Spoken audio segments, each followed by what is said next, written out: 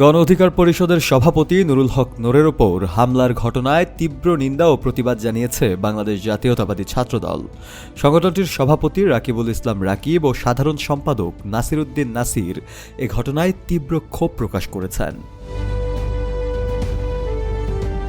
একমাত্র smart city Bashundhara, আধুনিকতায় এক ধাপ এগিয়ে।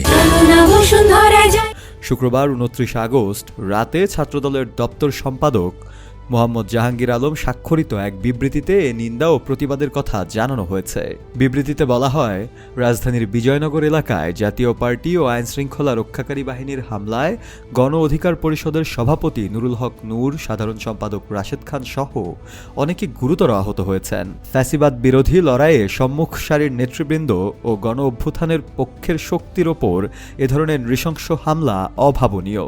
গণ অভ্যুত্থানোত্তর সময়ে আইনশৃঙ্খলা রক্ষাকারী বাহিনীর এ ধরনের অনিয়ন্ত্রিত আচরণ কোনোভাবেই গ্রহণযোগ্য হতে পারে না।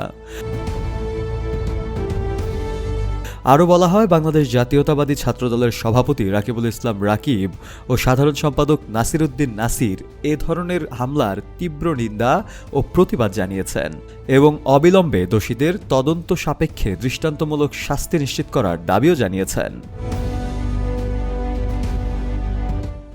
এর আগে রাত ৯টার দিকে রাজধানীর জাতীয় পার্টির কার্যালয়ের সামনে গণ অধিকার পরিষদের নেতাকর্মীদের সঙ্গে পুলিশের সংঘর্ষের ঘটনা ঘটে। এতে গুরুতর আহত হন সংগঠনটির সভাপতি নুরুল হক নূর। পরে রক্তাক্ত অবস্থায় সহকর্মীরা তাকে দ্রুত হাসপাতালে নিয়ে যান। সংঘর্ষের বিষয়ে গণ অধিকার পরিষদের নেতাকর্মীরা অভিযোগ করেন, জাতীয় পার্টির কর্মীরা জয় বাংলা স্লোগান দিয়ে তাদের ওপর হামলা চালিয়েছে। এ সময় দুই পক্ষের মধ্যে ধাওয়া পাল্টা ধাওয়া ও ইটপাটকেল নিক্ষেপের ঘটনা ঘটে। ফলে পরিস্থিতি উত্তপ্ত হয়ে ওঠে। ঘটনার পরপরই আইনশৃঙ্খলা পরিস্থিতি নিয়ন্ত্রণে আনতে কাকরাইলের সেনাবাহিনী, পুলিশ সহ বিভিন্ন বাহিনীর বিপুল সংখ্যক সদস্য মোতায়েন করা হয়।